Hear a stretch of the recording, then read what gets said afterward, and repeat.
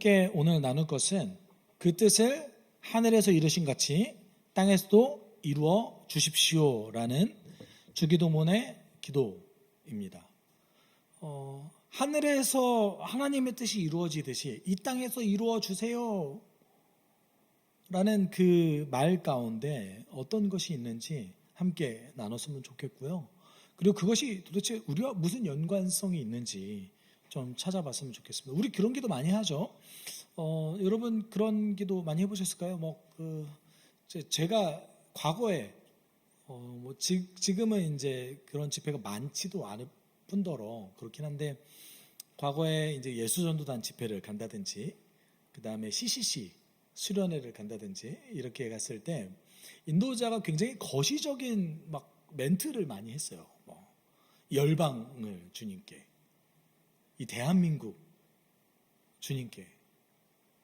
그래서 여러분 그 예수전도단 앨범에 보면 부흥이라는 찬양이 있잖아요. 그렇죠? 부흥이라는 찬양 처음 시작 어떻게 합니까? 이 땅의 왕무함을 보소서 하늘의 하나님. 그래서 후렴구가 어떻죠? 오 주님 영광 가득한 새날 주소서 오 주. 그러니까 어쨌든 주님 나라가 이 땅, 이 현실 세계에 왔으면 좀 좋겠습니다. 네, 이런 거였죠.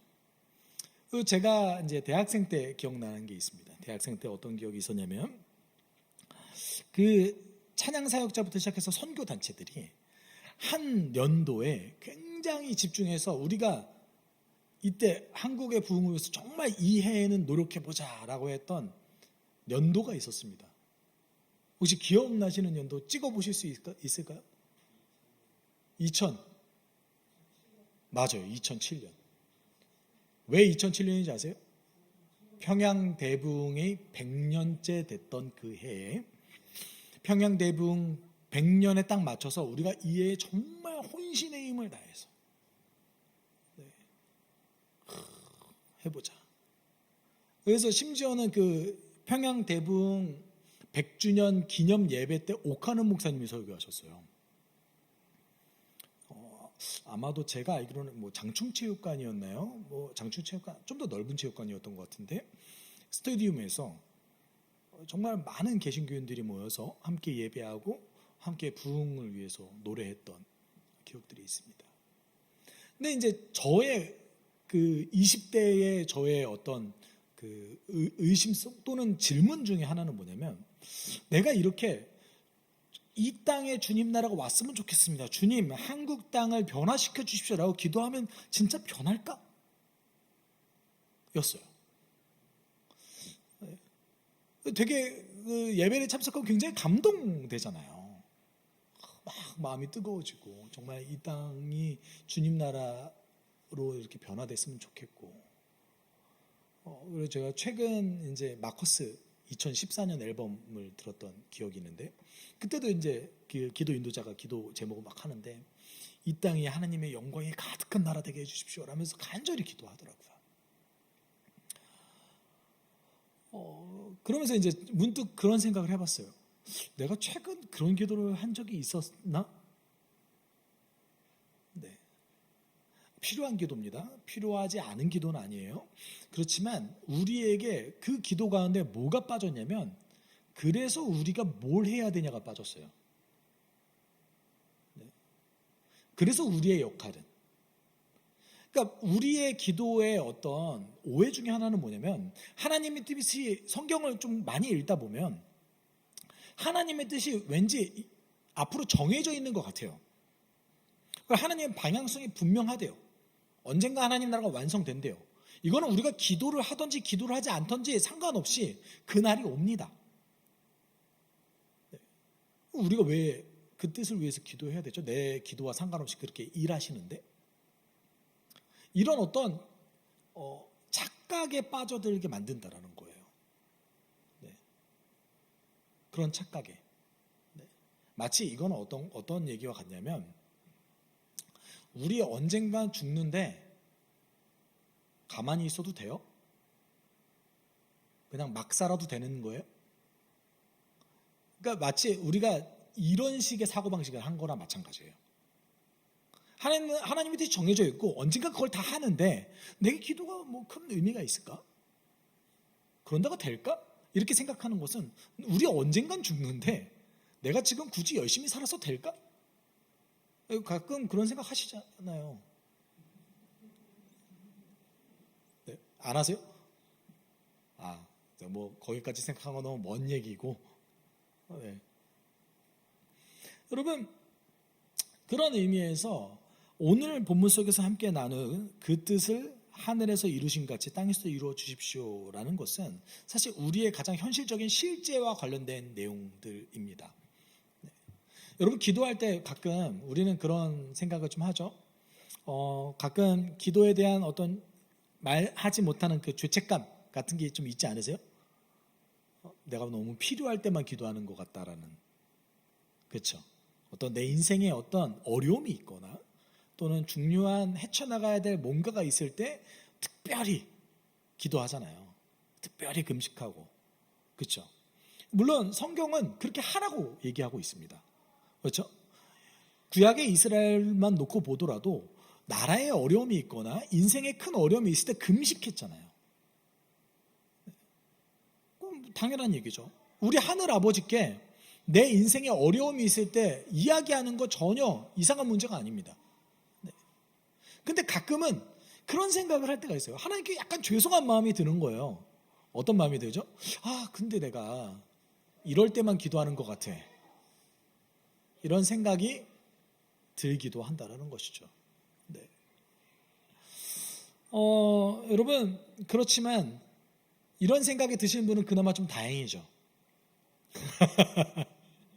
여러분, 반대의 생각도 듭니다. 반대의 생각이 뭐예요? 내가 기도해도 어차피 안 들어주시잖아. 내가 오늘 기도해도 내일이 그렇게 크게 달라지지 않은 것 같아. 이런 생각을 할 때도 좀 있지 않으세요? 그래서 기도의 어떤 응답을 받지 못한다든지 내가 바라는 대로 잘 이루어지지 않는다는 것을 시간이 지나면서 알게 되는 거죠. 여러분, 기도하는 대로 다 이루어지셨어요? 도대체 뭘 기도하셨길래 이루어진 것 같으세요? 네. 그러신 분도 계시고 안 그러신 분도 계십니다. 우리가 이만큼 기도에 대한 생각이 서로 다르다는 얘기이기도 하고, 기도가 우리가 명확하게 기도의 방향성을 교육받지 못했다는 이야기도 합니다. 여러분, 성경은 두 가지의 세계관을 얘기하는데 첫 번째는 땅의 세계관이고 두 번째는 이제 통합적인 세계관을 다룹니다. 땅의 세계관은 뭐냐면 이 땅에서 일어나는 일이 전부라고 생각하고 믿고 살아가는 사람들이 있어요. 우리 정말 많이 보잖아요. 이 땅에서 눈에 보이는 모든 것이 전부라고 생각하는, 그리고 그렇게 살아가는 사람들이 세상에는 많이 있습니다. 심지어는 그리스도인 가운데서도 그런 분들이 계십니다. 네. 제가 이런 얘기를 하면 굉장히 충격을 많이 받으시더라고요. 목사들 중에서 부활을 안 믿는 목사가 있다. 네. 좀 충격적이지 않으세요? 교회 안에서 부활을 논쟁해요. 최근에 제가 아는 목사님 한 분과 또 어떤 그분도 이제 직책이 목사예요. 근데 제가 아는 목사님은 부활이 실제하는 사건이다라는 것을 논증했고, 그 목사님은 부활이 사실 없는 사건이다라는 걸 논증했어요. 그러면 이제 결국은 이 논쟁이 어디로 갈까요? 한쪽은 예수가 하나님이다. 한쪽은 예수는 그냥 인간이다. 부활이 없으면 예수는 그냥 인간이에요. 그러니까 우리가 소위 알고 있는 그 성인 중에 한 분, 그 위대한 어떤 철학가, 사상가 중에 한 사람일 수밖에 없습니다.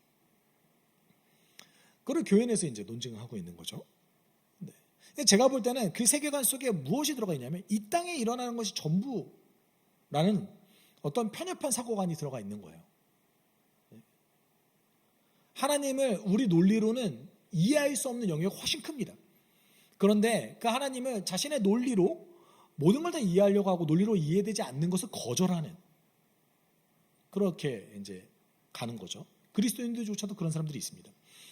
그리고 이제 제자들과 예수님 그리고 많은 사람들 성경에서 얘기하는 그 기독교적 세계관은 통합적 사고관이죠. 이 땅에서 일어나는 일이 분명 원인과 결과, 인과 결과를 통해서 인과 과정을 통해서 나타나는 그것을 우리는 이 땅에서 보고 있어요. 그렇죠? 내가 뭔가를 하면 그거에 대한 반드시 결과가 있습니다. 이 땅에는. 동시에 우리는 하늘의 하나님께서 세상을 다스리고 계신다는 것도 역시 믿죠. 이런 통합적인 세계관을 가지고 있습니다. 그럼 여러분, 그 하늘과 이 땅이 어떤 관계가 있을까요? 이 세상은 하나님 만드신 세상이잖아요. 그럼 하나님 만드신 이 땅과 하나님이 계시는 그 하늘과 어떤 관계가 있을까요? 하늘과 땅이? 그걸 알기 위해서 우리는 마태복음을 좀 봐야 되는데 좀 길지만 봤으면 좋겠어요. 이게 이제 공동체 내에서의 다툼이 생겼을 때 또는 누군가가 굉장히 잘못을 했을 때 이제 뭐 사소한 잘못은 아니겠죠. 네, 누군가가 와서 반드시 잘못을 지적해 줘야 될 만한 잘못을 행했을 때 그렇게 행했을 때에 우리로 따지면 뭐 예를 들어서 사기를 친다든지 뭐 교회 안에서 돈 문제가 발생한다든지 다른 어떤 심각한 문제가 발생했을 때 예수께서는 이렇게 하라고 말씀하셨어요. 그걸 통해서 우리는 하늘과 땅의 관계 그리고 우리의 관계가 하늘과 땅의 관계와 어떤 연관성이 있는지를 알 수 있습니다. 내 형제가 너에게 죄를 짓거든 가서 단둘이 있는 자리에서 그에게 충고하여라. 그가 너의 말을 들으면 너는 그 형제를 얻을 것이요. 그러나 듣지 않거든 한두 사람을 더 데리고 가라. 그가 하는 모든 말을 두세 증인의 입을 빌어서 확정지으려는 것이다. 그러나 그 형제가 그들의 말도 듣지 않거든 교회에 말하여라. 교회의 말조차 듣지 않거든 그를 이방 사람이나 세리와 같이 여겨라 라고 말했습니다. 좀 약간 뭐랄까요, 우리 예수님 생각보다 명확한 분이시죠. 네. 우리가 좀 착각하는 경우가 있어요. 예수의 사랑으로 모든 사람을 대해야 되는 건 사실입니다.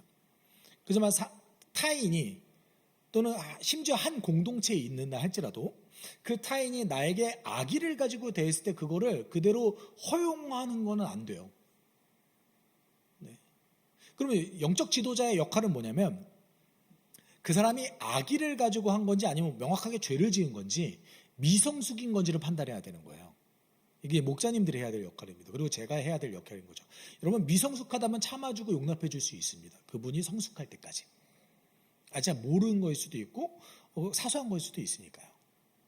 다만 의도적인 악의를 가지거나 죄를 졌을 때 어떻게 하라고 하죠 지금? 가서 충고를 해주래요. 권면을 하래요. 그렇게 하지 마. 네, 권면을 하래요. 안 들으면 어떻게 하래요? 네, 이제 패거리 떼거지로 가는 건가요? 두세 사람을 같이 가서 삼자 대면 하라는 거죠. 또는 네, 가서 그렇게 하래요. 근데 그래도 말을 안 들으면요, 교회에 말하래요.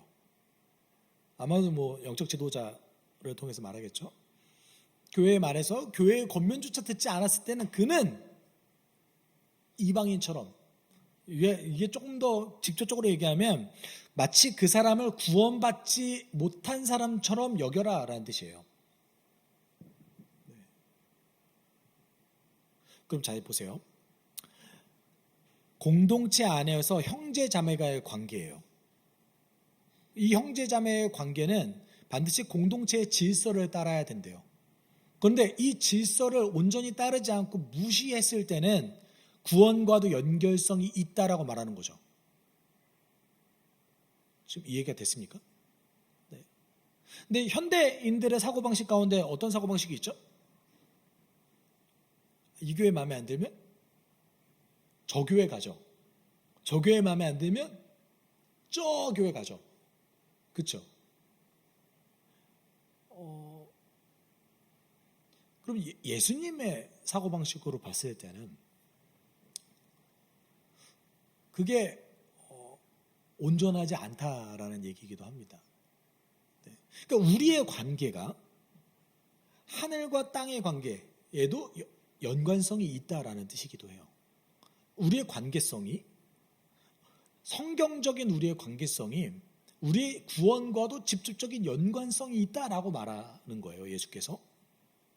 그런데 그러면서 이제 정확하게 18절, 마태복음 18장 18절에 이렇게 말씀하셨어요. 같이 읽어볼까요? 내가 진정으로 너희에게 말한다.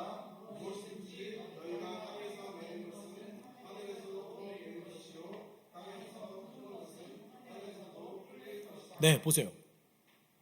여러분, 원래 우리가 반대로 생각해요. 어떻게 반대로 생각하죠? 하늘에서 매면 땅에서도 매고, 하늘에서 풀면 땅에서도 푼다고 생각해요. 그렇죠? 우리가 하나님 중심적으로 생각해야 된다고 생각하니까. 근데 예수께서 어떻게 강조하셨어요? 뭐가 먼저 나와요? 땅에서 매면 하늘에서도 매일 것이요, 땅에서 풀면 하늘에서도 풀릴 것이다. 상호 연관성이 있다는 것이죠. 그러니까 하늘과 땅의 관계는 이 땅에서 우리가 어떻게 하냐에 따라서 하나님도 풀어주시거나 또는 매일 것이나 또는 하나님께서 허락하시거나 허락하지 않거나를 해주실 것이다라는 거예요. 물론 그 안에 기준선언이 있습니다. 어떤 기준이에요? 하나님의 뜻이라는 기준이 있죠. 하나님의 뜻 안에서 우리가 풀고 매는 것을 이 땅에서 한다면 하늘에서도 그렇게 보신다라는 거예요. 그럼 이 관점에서 예수께서는 결론을 어떻게 매셨냐면 19, 20절에 이렇게 말씀하셨어요. 내가 진정으로 거듭 너희에게 말한다.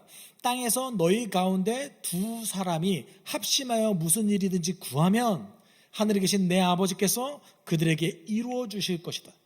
두세 사람이 내 이름으로 모여있는 자리, 거기에 내가 그들 가운데 있다. 여러분, 예수께서 이렇게 기도하라고 했어요. 하늘의 뜻이 이 땅 가운데 이루어지게 기도하라고 했어요. 그러면 그게 정말 이루어진다는 뜻인 거죠. 하나님의 뜻 안에서 그것을 정말 하나님 원하시는 것을 구한다면 하나님이 어떻게 해주신대요? 주신대요. 이루어주신대요.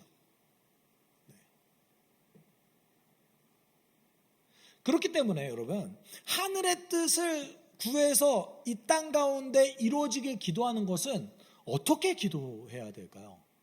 저는 개인적으로는 그렇기 때문에 구체적이어야 된다고 생각합니다.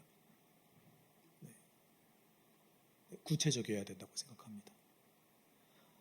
제가 최근 그래서 그 열방에 대한 기도를 좀 소홀히 했던 이유도 이렇게 구체적으로 찾고 기도하다 보니까 자연스럽게 그게 잘 안 나타나는 거예요. 그러면 여러분, 만약에 내가 열방을 위해서 기도해요. 세계 선교를 위해서 기도해요. 그러면 그것을 위한 구체적인 어떤 나의 행동에 대한 기도를 할 수 있겠죠. 어찌되었건 예수께서는 그렇게 말씀하셨습니다. 심지어 이 말씀이 되게 놀라운 것은 우리의 갈등 상황에 대해서 처음에 언급하셨는데 나중에 어디까지 연결했다는 거예요? 하늘과 땅의 관계성에까지 연결시켜 주셨다는 거예요. 그러니까 우리의 모든 관계, 우리의 모든 이 땅 가운데 삶이 어디와 연결되어 있다는 겁니다. 연결되어 있다는 겁니까? 하늘 아버지와, 그리고 하늘 아버지의 뜻과 연결되어져 있다는 것이죠. 우리는 사실은 한 주 동안 보통은 월요일부터 토요일까지의 삶 가운데 하늘 아버지의 뜻을 잘 고민하지 않고 살아갈 때가 많습니다. 너무 피곤하다고 생각이 들잖아요. 모든 것을 주의 뜻과 관련시켜서 이렇게 사고하는 것은 좀 쉽지 않잖아요. 그렇죠? 그리고 이게 또 나름의 부작용이 있어요. 아주 사소한 건데 그걸 또 하나님의 뜻에 이렇게 관련시키면은 예를 들어서 뭐 이런 것도 물어봐야 될까요? 양말을 사야 될까요? 말아야 될까요? 제가 오늘 밥을 된장찌개를 먹어야 될까요? 아니면 좀 오늘 기름진 거 먹고 싶은데 치킨을 먹어야 될까요? 네. 우리 하나님께서 그거 보시고서 이러시겠죠. 좀 알아서 하면 안 될까?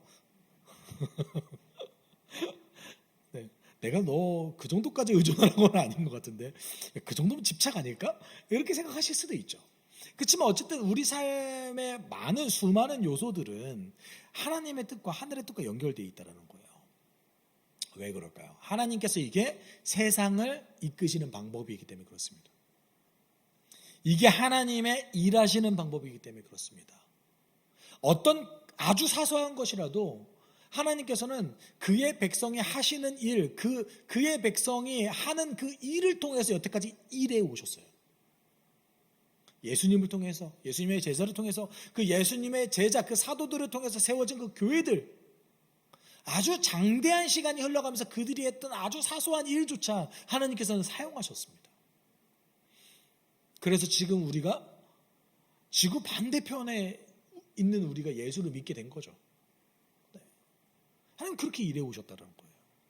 그러면 우리의 행동은 하나님의 뜻과 연결성이 있습니까? 없습니까? 있습니다. 하나님이 일하시는 그 방법의 방향성에 우리의 삶은 아주 깊게 관련되어져 있습니다. 그래서 여러분 고린도 전서에 보면 바울이 이렇게 말했어요. 나는 심고 아볼로는 물을 주었습니다. 그러나 하나님께서 자라게 하셨습니다. 그럼 바울이 고린도 교회에 복음을 전했습니다. 그래서 고린도 교회가 형성되는데 아주 지대한 영향력을 미쳤습니다. 그렇지만 바울은 고린도 교회에 오랫동안 남아있어서 없었습니다. 그래서 아볼로라는 사람이 고린도 교회에 남아서 사람들을 목양했습니다. 5년, 10년 굉장히 긴 시간 동안에 고린도 교회를 목양했습니다. 그래서 뭐라고 얘기해요? 물을 주었다라고 얘기하잖아요. 뭔가 했잖아요. 그러니까 어떤 일이 벌어졌대요? 하나님께서 자라게 하셨다. 그래서 바울이 고린도서 3장 9절에 이렇게 얘기하죠. 우리 같이 읽어볼까요? 우리는 하나님의 동역자요 여러분은 하나님의 밭이며 하나님의 건물입니다. 아멘. 우리가 하늘의 뜻이 이 땅 가운데 내 삶 가운데 이루어지게 기도해야 되는 이유는 무엇입니까? 내가 하나님의 동역자니까요. 여러분 구약시대부터 지금에 이르기까지 하나님은 그런 방법으로 일해 오셨습니다. 하나님의 사람이 끊어졌던 그 아브라함 시대에 하나님께서는 아브라함을 부르셨습니다. 그리고 아브라함을 통해서 일을 하셨습니다. 심지어 아브라함이 멈춰서 있을 때는 하나님의 일조차 멈춰서 있었습니다. 여러분 제가 그래서 요새 성경을 읽으면서 꿈이 바뀌었어요. 예전에는 제 꿈은 은퇴를 잘하는 거였습니다. 나름 굉장히 아름다운 꿈이라고 생각했습니다. 내가 무사히 한평생 목회를 잘 마치는 것만으로도 내 역할을 다 했다라고 생각이 들거든요. 왜냐하면 목사로서 살아가는 것 자체가 쉽지 않다고 느끼기 때문에 그렇습니다. 제 꿈이 바뀌었어요. 예수가 오시는 날을 하루라도 앞당겼으면 좋겠다.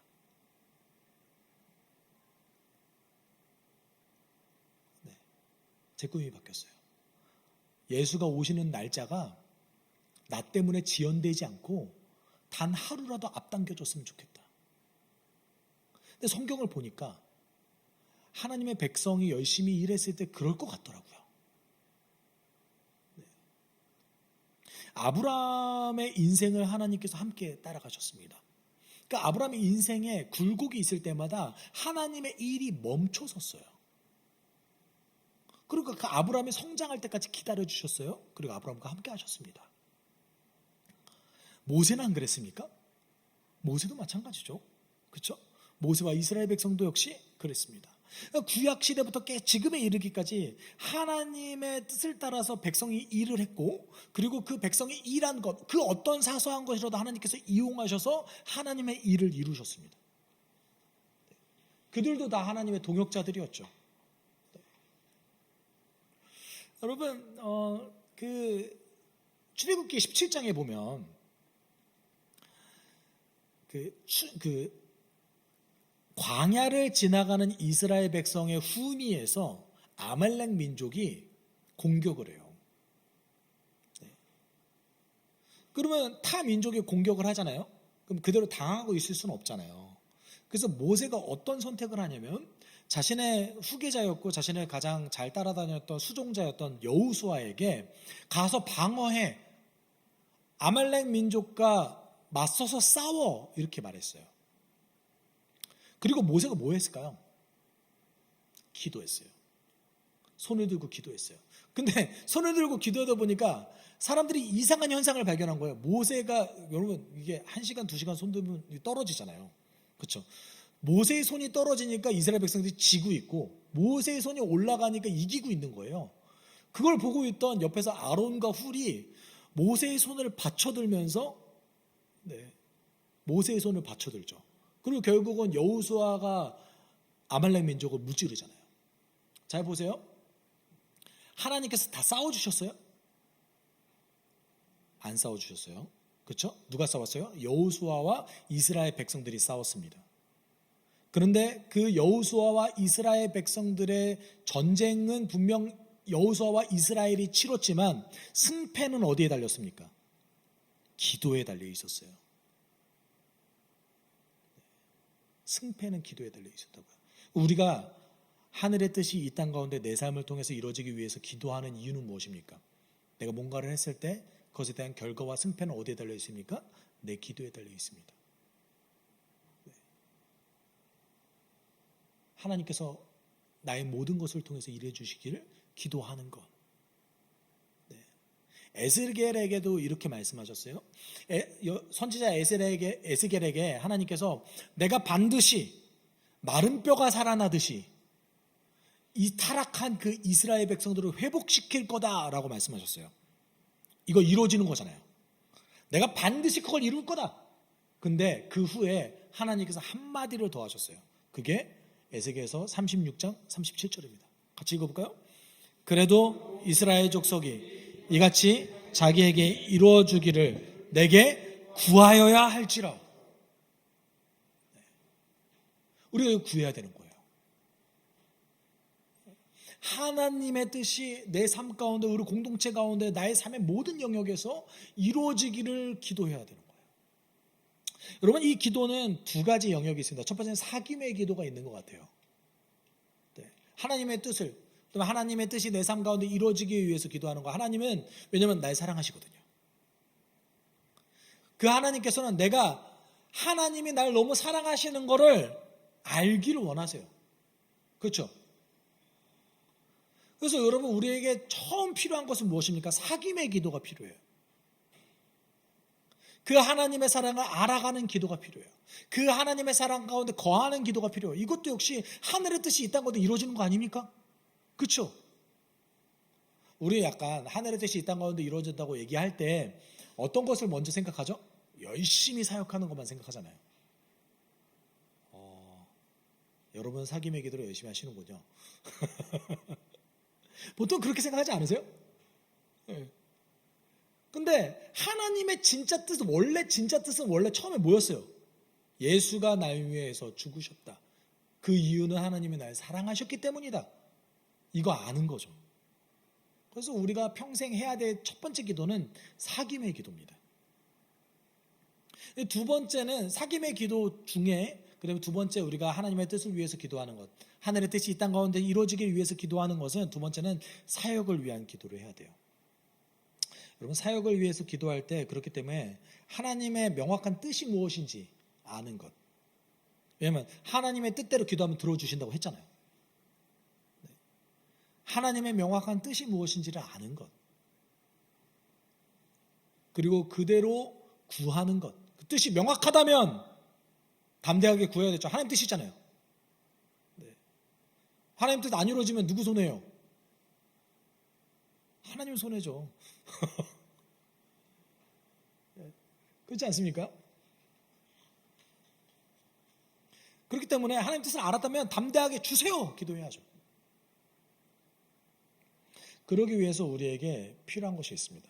사역을 위해서 기도할 때는 여러분, 반드시 우리에게 필요한 게 있다면 무엇이냐면 하나님의 뜻을 분별하는 건데, 누가 하나님의 뜻을 분별할 수 있을까요? 하나님께 나를 드린 자만이 하나님의 뜻을 분별할 수 있습니다.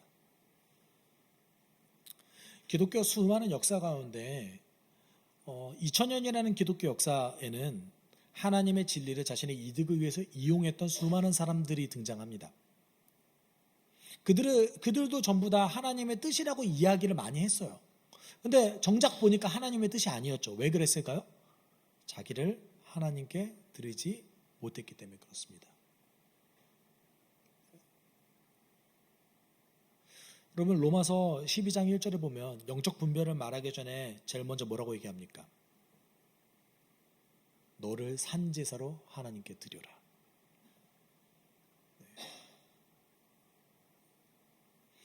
하나님께 더 온전히 드려질수록 우리는 하나님 뜻을 더 분별할 수 있습니다. 근데 이게 쉽지 않네요. 그래서 제가 20대는요, 20대 초반이었던 것 같아요. 제가 생각해도 그때는 되게 터무니없이 교만했던 것 같아요. 제가 100% 하나님께 헌신하고 있다고 착각했거든요. 정말 열심히 하긴 했어요.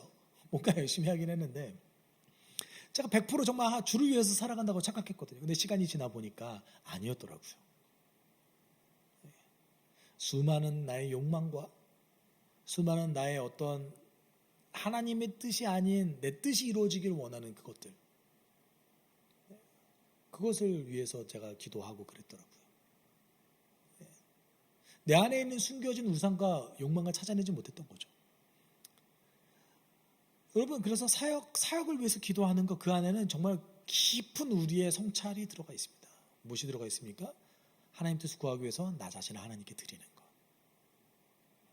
100% 우리가 드렸다고 얘기할 수는 없지만 하나님께 나 자신을 조금 더 드려질수록 하나님의 뜻은 더 우리 삶 가운데 명확해집니다. 그것이 맞잖아요. 네.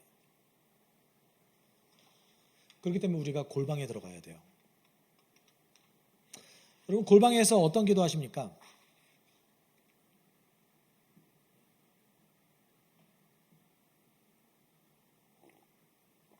우리 같이 읽어볼까요? 같이 읽어봅시다. 너희가 내 이름으로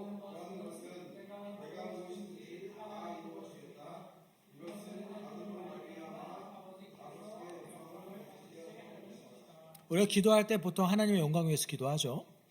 그런데 하나님께서는 이렇게 말씀하셨어요. 예수께서 말씀하셨죠. 너희가 구하는 것을 내가 무엇이든 다 이루어주겠다. 이것은 앞서 제가 말했듯이 하나님의 뜻이라면 이루어주시겠다는 말씀이죠.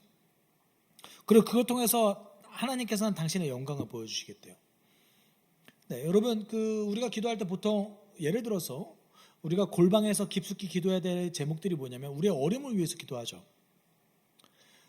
우리의 어려움이 해결되기 위해서 기도합니다. 맞아요. 근데 동시에 우리가 해야 될 기도가 하나 더 있다면 우리는 보통 이렇게 기도하죠. 하나님, 제 어려움이 해결돼서 그것을 해결되는 그 과정을 통해서 하나님의 이름이 드러나게 해주세요 라고 기도하죠. 그러면 내가 어려움을 간직한 채 하나님께 영광을 돌리면 하나님 영광 안 받으십니까? 내 여건과 상관없이 하나님 영광 받으십니다. 오히려 어떤 의미에서는 내가 어려움 중에서도 하나님께 영광 돌리는 모습을 보면 사람들이 물어봐요. 너 왜 그렇게 어려운데 아직도 하나님 믿냐? 여러분, 베드로전서 3장이 그거 얘기하고 있잖아요. 너는 환경이 그렇게 해맑게 웃을 환경이 아닌데 왜 아직도 넌 웃고 있니? 이런 거 좀 들어보셨어요? 제 아내가 회사에서 그런 소리를 좀 듣나 봐요. 네, 이상하게 보더라고요. 네, 술 안 먹고 네, 이렇게 막 다른 친구들 맨날 주식 얘기하고 집 얘기하는데 아내는 그런 얘기 전혀 안 하거든요. 사실은 없어서 안 하는 거기도 해요. 근데 좀 좀 다르게 보이나 봐요. 뭐가 있어야 얘기를 하지. 네. 여러분, 그쵸? 우리가 이렇게 기도해야 되죠. 네. 어떻게 기도해야 되겠어요? 내가 하나님께서 나를 낫게 하지 않는다 할지라도, 내 병이 낫지 않는다 할지라도, 내 어려움이 사라지지 않는다 할지라도, 주님, 어떻게 하면 제가 이 어려움 중에서도 당신께 영광을 돌릴 수 있을까요? 이 어려움 중에서 내가 어떤 것을 해야 될까요? 하나님, 제 인생에 문제가 생겼습니다. 이 어려움을 통해 어떻게 영광 받기를 원하십니까? 여러분, 우리 특히 자녀 문제에 대해서 굉장히 우리가 스탠스가 180도 바뀌잖아요. 그래, 나는 그래도 되지. 어려움 중에 하나님께 영광 돌려야 되지. 그럼 자녀는 항상 성공만 위해서 기도하지 않으세요? 그 자녀를 위해서도 우리가 정직하게 그렇게 기도해야죠. 제 자녀의 문제를 통해서 하나님 어떻게 영광 받기를 원하십니까? 이게 우리가 골방에서 드려야 될 기도 중에 하나입니다. 하나님, 제가 하나님 아는 하나님의 뜻이 점점 더 넓어지고 깊어지게 해주십시오. 여러분, 하나님의 뜻은 두 가지가 있습니다. 하나는 이미 정해진 게 있어요. 이미 정해진 게 어떤 게 있을까요? 여러분 잘 지내는 거, 그렇죠? 서로 사랑하는 거, 하나님을 사랑하는 거, 공동체를 이루는 거, 그리고 고통받는 자들을 위해서 눈물 흘리며 함께 기도해 주는 거, 복음을 전하는 거 이미 정해졌잖아요. 그렇죠? 근데 특별한 뜻도 있습니다. 나만 할 수 있는 하나님의 뜻이 있어요. 이거는 여러분이 구하시고 찾으셔야 되는 거예요. 여러분의 개인적인 어려움을 통해서 하나님 영광 받으시기 원하시는 것들, 여러분의 어떤 인생을 통해서, 여러분의 직장을 통해서, 여러분의 그 가정생활을 통해서 하나님 영광 받기 원하시는 것들, 그것들이 있어요. 이 깨진 세상에 우리가 살아가지만 그 어려움을 통해서도 하나님은 하나님의 뜻이 이루어지기를 원하십니다. 우린 그걸 위해서 기도해야 되죠. 그것이 우리의 소망이 되어야 됩니다. 그리고 그것을 분별하고 나아갈 때 하나님께서 분명히 우리에게 하나님의 뜻을 이루어지는 모습을 보여주실 겁니다. 여러분, 사도행전의 마지막에 보면, 첫 번째 초반에 보면 예수님이 부활하시고 나서 갈라디아서에 보면 500명이라는 사람이 만났다고 그래요. 여러분 잘 생각해 보세요. 500명이라는 사람이 예수님을 만났어요. 여러분 같았으면 예수님의 명령 듣겠어요, 안 듣겠어요? 그 500명이 예수님이 돌아가신 걸 목격한 다음에 살아난 걸 봤다니까요. 어떻게 예수님 말을 안 들어요? 그렇죠? 근데 120명 빼고 다 안 들었어요. 단 120명만 너희가 이제 내 증인이 되기 위해서 성령을 받기 위해 기도하라 라고 말씀하셨어요. 그랬더니 120명만 성령을 받았습니다. 저는 약간 주의 뜻을 위해서 기도하는 게 이런 것 같아요. 수많은 그리스도인들이 있다고 얘기하지만 명백하게 하나님의 뜻이 이 땅 가운데 이루어지기 위해서 잘 기도하지 않습니다. 그것을 잘 기도하지 않으니까 어떤 체험을 못해요? 하나님 일하시는 것을 체험하지 못해요. 여러분, 성령이 이 땅 가운데 임하는 그 장면이요, 이스라엘 백성들 전체가 정말 영원토록 꿈꿨던 장면이었어요. 주의 날이 임하는 장면 아닙니까? 특별히 요엘서에서 얘기했던 그 장면 아닙니까? 그 장면을요, 여러분, 그 500명 중에 대다수가 놓쳤어요. 120명만 봤습니다. 우리도 혹시 그러지 않나요? 제가 볼 때는 그 놓쳤던 사람이 나중에 다시 돌아왔을 것 같긴 해요. 그런데 그래도 너무 나중에 평생 후회하지 않겠어요? 내가 왜 그때 거기 없었지? 하나님의 일을 목격하는 거는 저는 그런 것과 같아요. 아주 영광스럽죠. 놀라운 일이 내 삶 가운데 벌어집니다. 여러분, 이 기도, 하늘의 뜻이 내 삶 가운데, 나의 영역에서 이루어지기 정말 너무나 소망합니다. 이 기도를 날마다 드리는 여러분들에게 소망합니다.